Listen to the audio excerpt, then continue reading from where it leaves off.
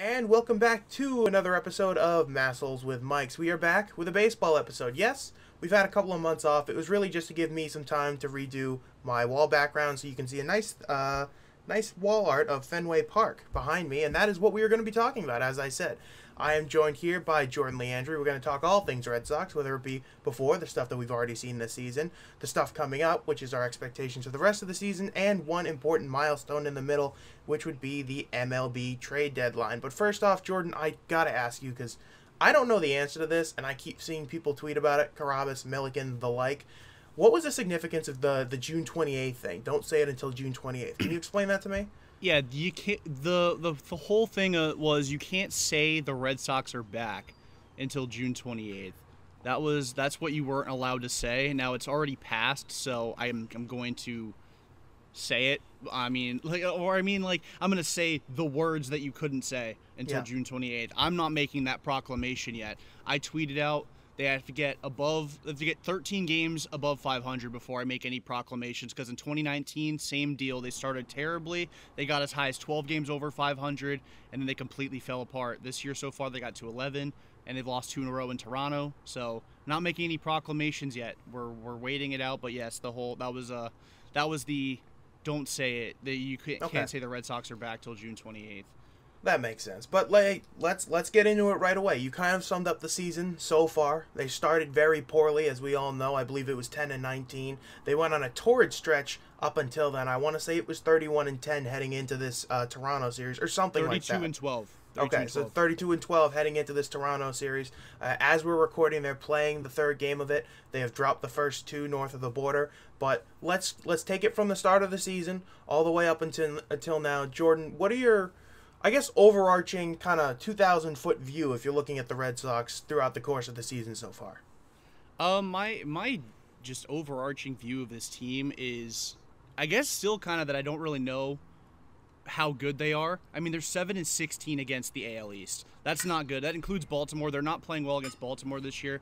Now, I know Baltimore is much better than even their record shows. If they were in either of the Central divisions, they might be making a run at the top there, because they're a solid squad. But they're not playing well against the AL East. They absolutely took apart the AL West. So I mean, that's kind of the reason their record is as good as it's been, because they're like 16 games above 500 against the AL West. But I don't really know what they are. I mean, their star in Rafael Devers, their number 1 player on the team, playing like the best player on the team, as he should. JD Martinez has turned into Tony Gwynn, but he's still been productive overall over the course of the season. Xander Bogaerts has turned into 43-year-old Ichiro. Oh my god! I did not know where you were going with that, but that's pretty funny.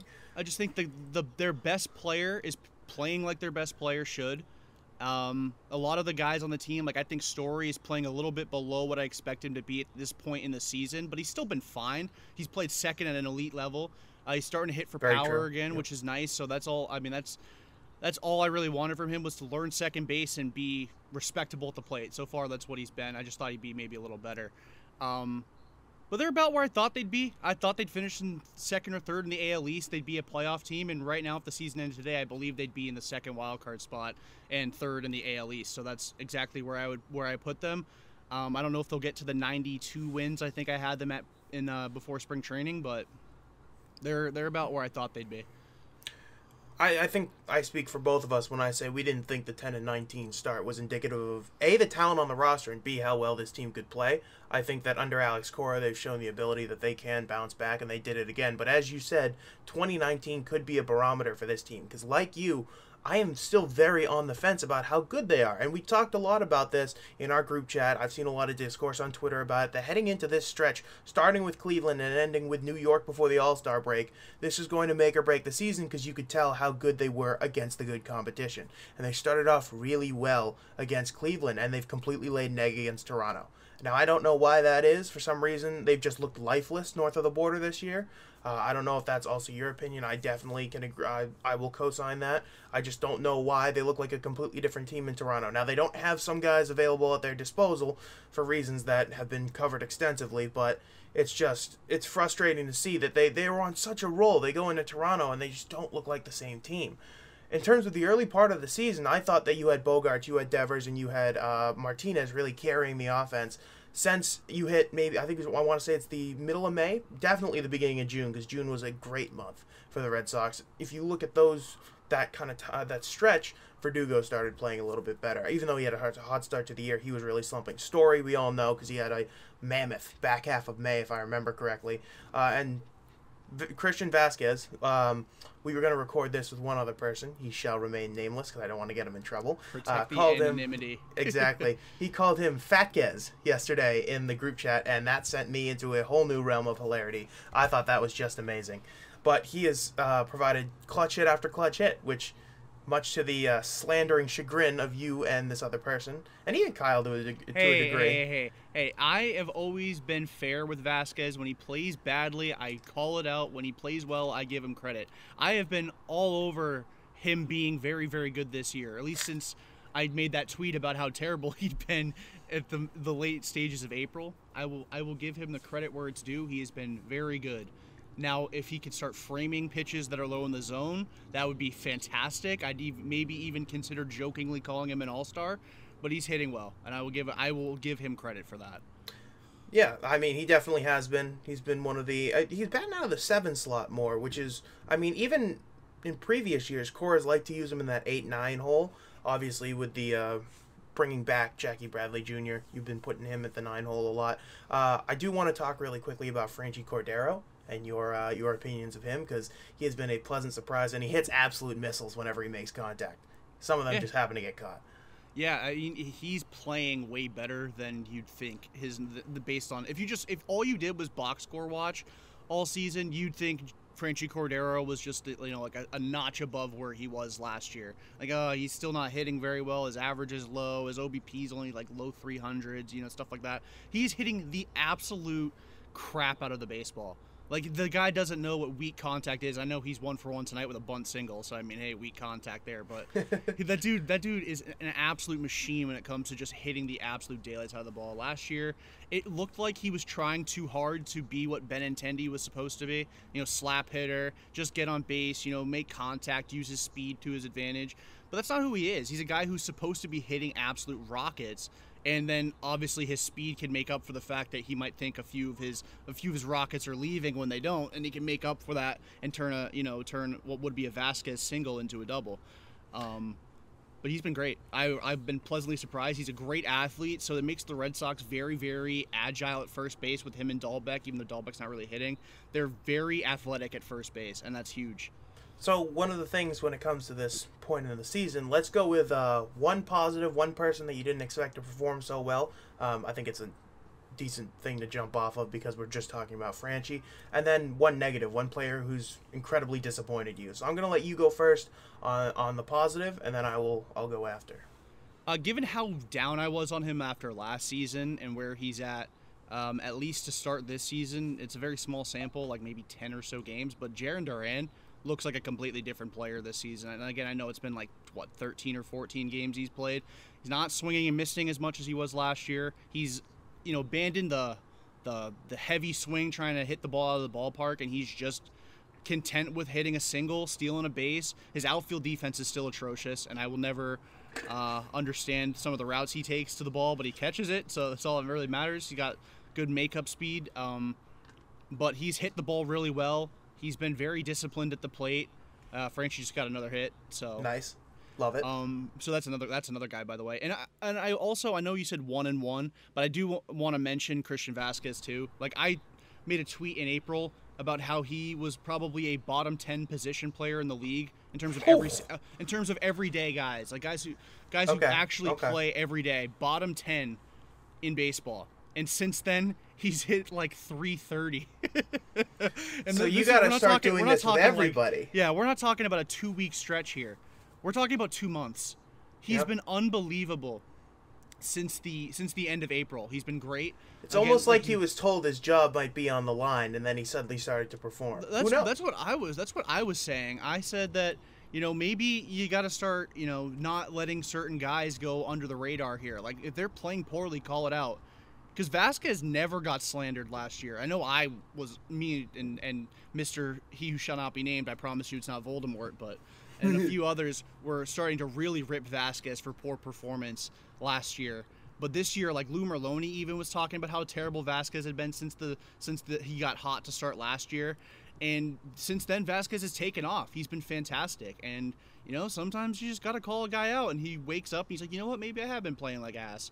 And he also changed his approach. He stopped trying to hit the ball in the air. He's starting to hit more line drives, and that's really paid off. And the power's come back a little bit. He's got like 4 or 5 home runs this year. He only had 6 last year, I think. He's had the go-ahead RBI yesterday. He's been coming up. I think the more important thing with Vasquez is not just that he's hitting; it's timely hitting. It feels like a lot of RBI opportunities, and he's cashing in on a decent bit of them, which honestly you do need in this lineup, especially because that big, heavy heart of the order is likely to be launching a bunch of bombs. They'll be doing a lot of damage, but you do need those other guys to keep it moving. I'm going to focus on the pitching side. You touched on a lot of the position players. I'm going to spotlight both Michael Wacha and Nick Pivetta. Obviously, Pivetta being, I guess you can call him a workhorse at this point. Evaldi's been hurt for the last couple of weeks. You haven't heard much from him. I know he threw a bullpen today with Whitlock, so it sounds like he's on the mend. We can hope. But if he comes back and Pivetta is a solid guy behind him to rely on, how can I complain about that? You got a couple of other pitchers coming back into the rotation, Paxton and Sale as well. But if Pivetta is going to be your solid number 3, that's pretty good, especially because Sale's a lefty, Evaldi's a power righty. You want to have another righty. I feel like past Red Sox iterations, the ones that used Price and Sale, and there was another lefty that I'm completely forgetting right now for some odd reason. That's who it was. Very left-handed dominant. Being able to have some of these righty power arms as well. That filthy knuckle curve that Pivetta has. Seems like he's taken it to another level this year. And he's been eating up innings. And I know we talked about this. It's the modern game to pitch 5 innings and then get lifted. But Pivetta will often gut in, late into games. He's thrown a complete game this year. I think he threw another 8-inning game recently in one of his recent starts. Against Oakland, yep. And I think the hallmark for him is that even though he doesn't have his best stuff on some days, he can still get guys out. You couldn't necessarily say that early in his career. And if he's going to eat innings, it's helpful because that bullpen, you don't know who's going to be in there on a night-to-night basis, especially with the vaccination problems. Now, with Wacha, when the Red Sox signed him in the offseason, I said, okay, this is just another one of those high and bloom, trying to become the Rays of the North type of thing where he's getting a bargain bin guy, he's going to try and throw him for 5 innings and then get him out of there. But Wacha, he's been very impressive this year. He didn't take the loss last night, I believe. Yeah, it was no decision because they took the lead at one point. So he's still only got 1 loss on the season. It's to Cincinnati of all teams, which is just wild. And he only allowed 1 run in 6 innings that night. So. Exactly. They just got absolutely boned. He got absolutely boned by the lineup in that game. But if you have Wacha and Pivetta, it doesn't... Let's put it this way. In past years, if Evaldi had gotten hurt, you may have been screwed. They've been able to not just tread water, but win a lot of games without him. And that's and Whitlock as well. Both of them have been out, and it's not that you haven't felt them being gone, because you absolutely have. But it's mitigated it because Pivetta and Wacha have been pitching so well. Yeah, I think in one way here, you haven't really missed Whitlock because Winkowski's been so good in replacement of him. He's looked really good in his last 3 starts after his shaky debut against Baltimore. I thought Cutter Crawford, they're getting contributions from guys you wouldn't expect. Like Cutter Crawford going out and pitching 5 shutout innings against Seattle a couple weeks ago. Like I said, Winkowski, even Connor Siebold. I know he did not pitch well in his start against Toronto the other night. He gave up 7 runs in 4 2/3 innings, but he had 21 swings and misses, which is the most by any Red Sox starter. Like, they're getting contributions from guys you wouldn't expect. Rob Refsnyder, I know he just grounded out with 2nd and 3rd. No. We don't slander him. We do not slander him. No, but I'm just saying, like, he's been great. Like, these guys, that's the mark of a team that could make a quiet run in the postseason, or make a sneaky run in the postseason. It's a team that you don't really know where you're going to get contributions from on a night-to-night basis, but you know you're going to get them from somewhere. And some nights it's not enough, some nights it is. And lately it's been a perfect storm of good luck for the guys that you wouldn't really expect contributions from outside of maybe Jackie Bradley. All right, last 24. Let's transition to the negative, and I'll go quickly because we do have to move on to other subjects. But I want to give you your time for your big negative. I'm going to let you talk just about that one. I'm going to quickly say the bullpen hasn't been as much of a strength as it was even early in the year, let alone last year. Robles has been terrible. Whitlock's been hurt and not in the bullpen at all, which I still don't get. But that's an argument for another day. Houck has been pretty good. Strom has been closing games as well, as you said last night. It's just been a whole the bullpen by committee approach still bothers me. I like having a set closer that I know can go in and close games when I need it. I hope that's something Chaim Bloom is kind of looking at the trade deadline. I know he's not, but I can dream, all right? I dreamed for DeJounte Murray, and it didn't happen today. The other, so you should stop dreaming. Yeah, clearly. The other negative that I had is just the outfield in general. Now, Verdugo is starting to wake up. I think he's batting like 400 in his last 7 games, but he went through a very dry spell after that first initial 2-week stretch of the season. Kike Hernandez has been a non-factor, and he's hurt right now, and it wouldn't surprise me, and I don't know why. Things have been so quiet with him. If they just came out and said, yeah, he's done for the year, he's got like a serious problem with something in his leg. I think it's his calf right now. Hip. Okay, hip. If there's something seriously wrong in his hip, he needs hip surgery, he's done for the year. It wouldn't surprise me at all, because he's been absolutely terrible this year. And Jackie Bradley can only hit at Fenway, so, and now he can't even hit there. So the outfield as a whole, you have an elite infield plus DH combo, and then the outfield's giving you nothing. You just need some help. Just anything there is fine. So yeah, the floor is yours. Your big negative. Go right ahead. This is going to be a very unpopular take on Red Sox Twitter. You're going to have to clip this and tweet this out. I am going to have to. But it's Xander Bogaerts for me. Seriously, I know, at face value, he's slashing 330, 400, 475. At face value, that is spectacular. And I am a dork for even saying that he's a negative. And his defense has been good. And that's the one complaint I've always had of him, is his defense isn't good. But it's been good this year. And I'm still, as, predictably the Red Sox squander of 2 runners in scoring position, and they give up a home run to start the next inning. But...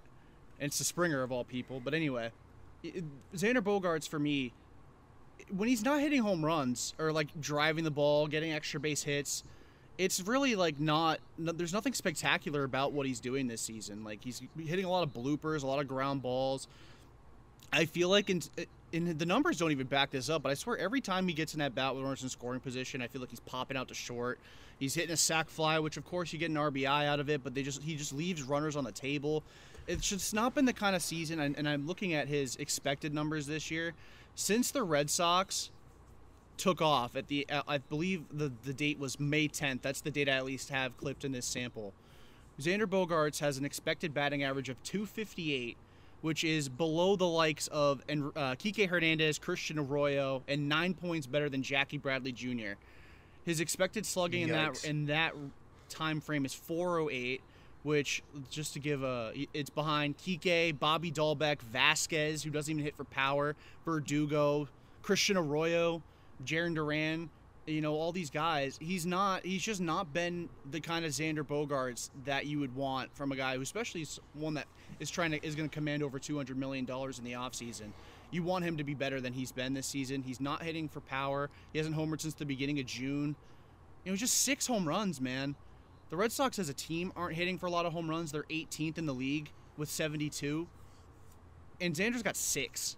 Like I mentioned earlier, JD Martinez has turned into Tony Gwynn this year. He's only got 8 home runs. He's got a bajillion doubles. Xander Bogaerts has 6 home runs. That is bad. That is not good from a guy that, again, like I said, will command over $200 million in the offseason. I'm glad his defense has improved. And, of course, I love the results he's getting. But I want more from him. I just want more pop out of his bat, and he's not giving it. I'll kind of jump in here and say that one of the things that stood out to me, now I haven't watched nearly as much as you have this year. I seemingly am working a lot of the Stanley Cup playoffs and the NBA Finals and stuff, so I haven't been able to switch over to the Sox as much as I'd like to. One of the things that I haven't seen from Xander a lot, especially with runners in scoring position, especially when he gets 2 strikes on him, is that short, turn the ball the opposite way, shoot it into right field for a nice single, score a couple of runs. It seems like he's trying to press too much, and I agree. I've seen a lot of flyouts, a lot of pop-outs from him, and it's just a wasted at bat when you're doing that, and with runners not just on base, but especially in scoring position. 2nd and 3rd, 2 outs. You know, if there's a ball that runs in on his hands, he'll be able to fight it off, and then if there's something on the outside part of the plate, in past years, he's got that great swing where he can nice quick to the ball, shoot it right over in the right field or right center field gap, score 2 runs. He just hasn't been doing it as much this year. It feels like to me, from my limited, admittedly, watching of this team. All right, let's move on here because we have spent a lot of time on the present, so I do want to focus on the future. What are the expectations for this team? And I'm going to lead off here. I fully expect this team to make the playoffs. There's no reason for them not to make the playoffs. That being said, How many rounds are they going to win? Obviously, being a new format, you may not have to worry about the Yankees for a little bit. Now, they're obviously just far and away the best team in the American League, in baseball even, so far this year. So maybe you really don't want to face them. I don't feel terrible about facing the Yankees in the playoffs. I'll be honest. I don't know why. I have no reason to feel this way other than from when I've been watching baseball, they have not been very good in the playoffs. So I'm going to hang my hat on that and just hope that that curse strikes again. But looking at this team, they should beat whoever they face in the first round. Yankees got the bye, whether they're the second wild card, third wild card, or even the first one, which is where I expect them, where they should be at the end of the season with that terrible Toronto bullpen. And Tampa Bay just doesn't look the same as they have the last couple of years. They should be facing whoever the worst division winner is. Is that right? I don't know if that math adds up. Yeah, it does, right? Maybe? They're the top wild card spot. If they're the top wild card spot, who do they get? I believe it would be the worst division winner. I believe so. Okay. So, who will that be? It's not going to be Houston. That would probably be Minnesota or Cleveland. I was going to say Minnesota or Cleveland. We just saw them sweep the Guardians. You can do the same to the Twins. And I don't think the Twins are the any Twins good. in the playoffs. They haven't won a game since like 2004. You've got to beat them. That team also just oozes imposter syndrome. Like, that pitching staff is brutal. Like, Sonny Gray has been solid when he's healthy. Don't they have that kid that's thrown like 19 straight scoreless innings or something like that, though? Joe Ryan, I think. No. Maybe? No. There's Devin something or other. It's fine. Oh, no. Devin Williams is on the Brewers. Oh, okay. Who am I thinking? I'm thinking of... There's a guy... You're thinking of that Johan Duran guy that throws like the 97-mile-an-hour splitter, but he's a reliever. So if you don't give him the lead late in the game, then it's kind of rendered useless. But I just don't... I agree with you, though. And at least my main point, sorry, real quickly before you go, they should win one round in the playoffs. After that, whatever happens, but I trust the guys who have been there and done that to be able to get it done over a team that hasn't. So outside of New York, it'll be hard for me to accept you, and Houston. New York and Houston. If you lose to one of those two teams, okay, so be it. But I still think you should beat Houston. If you lose to New York, you lose to New York, unfortunately.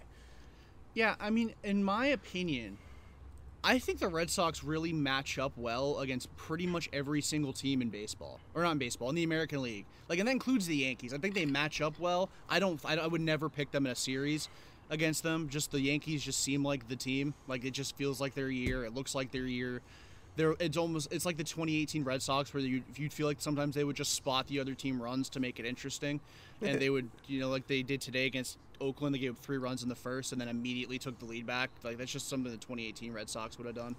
But I think they match up really well against every team in at least the American League. And I would take them also in the wild card round to win that series, no matter who they're facing. Now, if they go to Toronto and the situation, the rule or the vaccination stuff doesn't change, now that obviously changes some things. Like, I really do think that they should beat Toronto if they face them at Fenway. And if all their guys are available, they should beat them in Toronto. But if not, obviously that changes some things.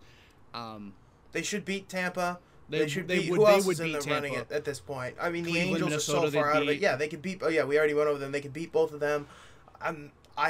The Angels, if they have an outside chance, but Seattle, they're not going to win that. Yeah, Chicago, exactly. The Red Sox would slaughter them, I think. Chicago, talk about imposter syndrome. They've been...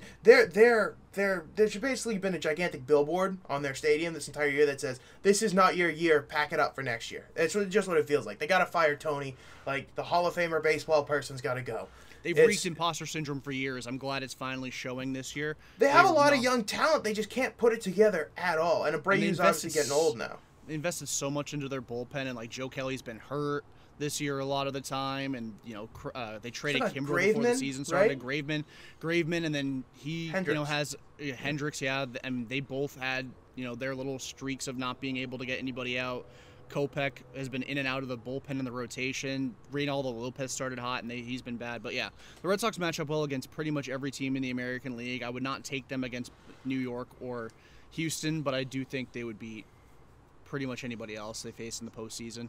Well, I'm glad that we are aligned on that. That's honestly pretty good for me. And if they lost to Toronto in the wild card round, it's not like I'd be like, "Oh, are you kidding me? You lost to them." It depends on how they lose, in my opinion. It really does. Because if you, let's say you're able to chase those starters early, and I know you said Jose Barrios hasn't had the greatest season, but if you can chase him and Stripling and these other guys early, and you get to that bullpen and you can't break through, and what happens last night happens again, where you get a lead, you're holding on for dear life, and then you see Vladdy coming up, and you see Gurriel and all these Teoscar Hernandez and all these guys, and you're like, oh crap.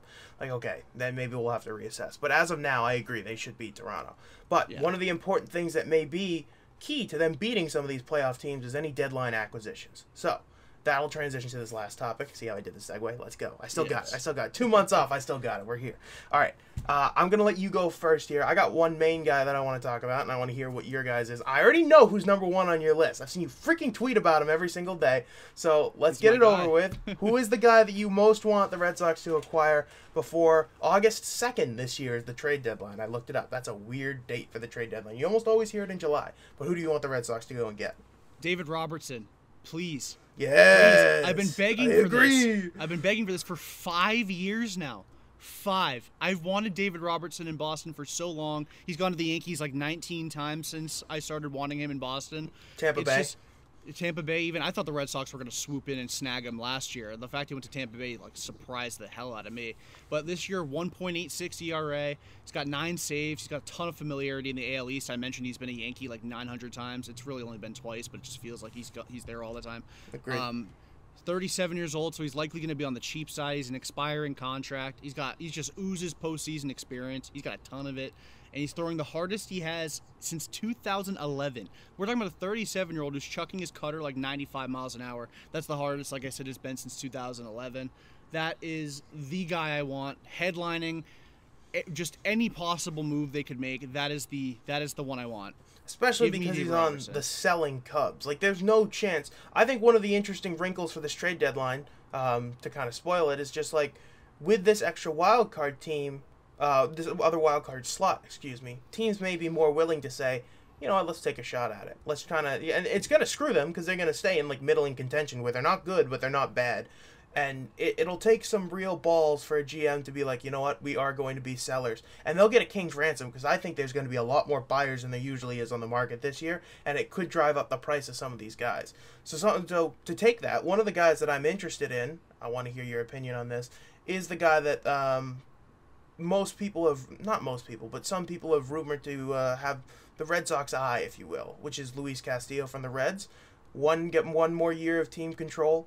I think that could be important, especially if you want to leverage some of these free agent guys. We know the story with the Red Sox. The main problem for them is how many free agents they have coming up at the end of the winter because Bloom decided to sign a lot of these guys to short-term deals, or he just hasn't extended some of the guys, like a Valdi, like a Bogarts. But that's another argument for another day. So your thoughts on Luis Castillo?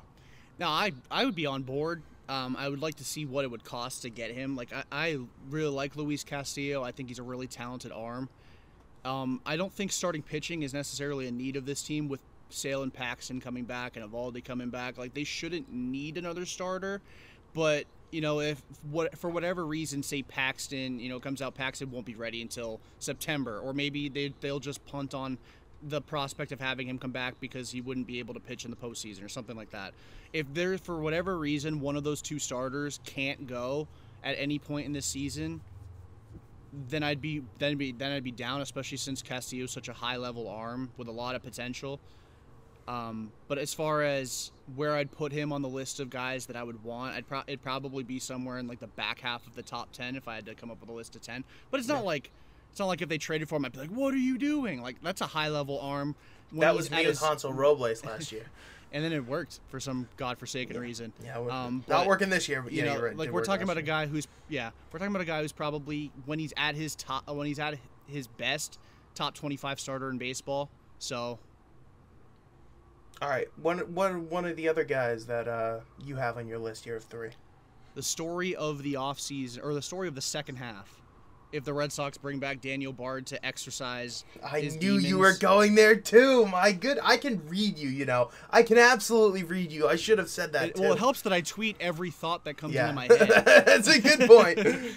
As soon as a player, and I didn't even realize how good of a season he was until I was researching his numbers for this show. 2.12 ERA. He's striking out over 30% of batters he's faced this year. We're talking about a dude who's putting up a phenomenal season in Colorado of all places. he's, like I said, exercise his demons if he can get him into Boston. He's got 15 saves, which is huge. You got him some closing experience on a really bad team. And like I said, he's been here. Now would, for his sake, would I rather he doesn't get traded? Would I rather him not get traded to a big market and let him just kind of go to, like, one of those middling teams, like get traded to Toronto or get traded to, like, the Giants or just somewhere that's not Boston?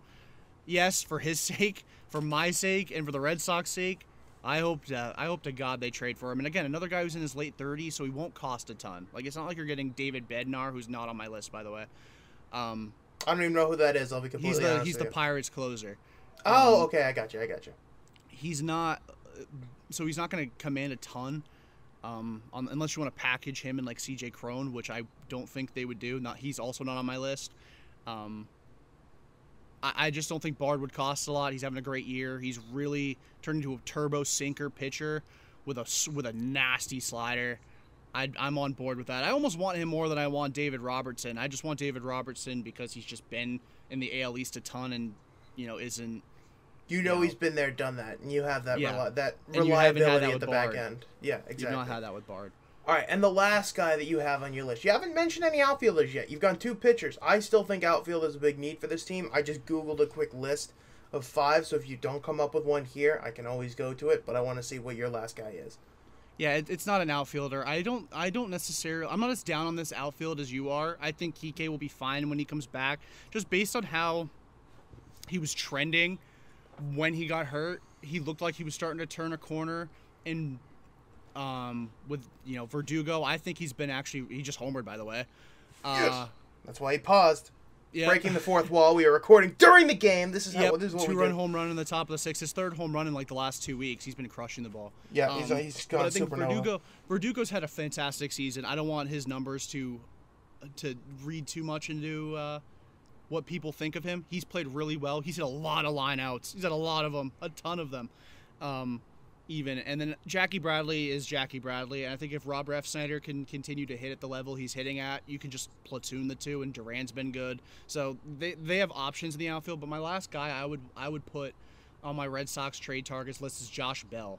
Put him at first base. He's a really that Tubbo? Oh my goodness! Switch hitter. He's slashing 311, or at least entering play today. 311, 392, 495 with a 145 WRC plus. Switch hitter. His strikeout numbers are way down this year. He's been a guy who strikes out roughly 20% of the time for his career. I think. I can actually confirm that right now. I know a couple years ago he struck out a lot. His career strikeout rate is 18.2%. This year it's down to 13.3%. He's got 11 home runs. That would be 3rd on the Red Sox. He's got 15 doubles. That would be right up there near the top as well because they hit doubles for days but no homers. They need power. They need a first base option that is putting the ball in play. And I know Franchy's been great, but if you can maybe slide him into the outfield and maybe get rid of Jackie Bradley, I know you suffer a bit on defense there, but you lengthen the lineup if you can put Franchy in right field, have Kike and Duran platoon center field or something, and Verdugo in left. And then, like I said, you have, the infield of Devers, Bogart, Story, and Bell. That's a deep lineup, and I'm on board with that 100%. Martinez and Vasquez as well, Martinez obviously. and Vasquez as well, yeah. But and Bell could spell Martinez, trying to think, kind of projecting forward here, if you wanted to put him at the DH spot. My only worry would be, and I don't know this, I know Bell is slow as all hell. Is he good defensively? Is he serviceable? Where does he match up? You want to talk about, let's say, Cordero, Dahlbeck. Is Bell somewhere in the middle of that? Bell historically is a really bad first baseman. But this year, +3 defensive runs saved. Outs above average has liked him the last couple of years. I shouldn't say he's historically really bad. He was really bad when he was in Pittsburgh, but last year he was only -1 defensive run saved with 4 outs above average. This year, 3 defensive runs saved, 1 out above average. I would say I'd probably put him as a league average shortstop. Vasquez grounded out to short, so I said shortstop. Bell is a league average-ish defensive first baseman the last couple of years.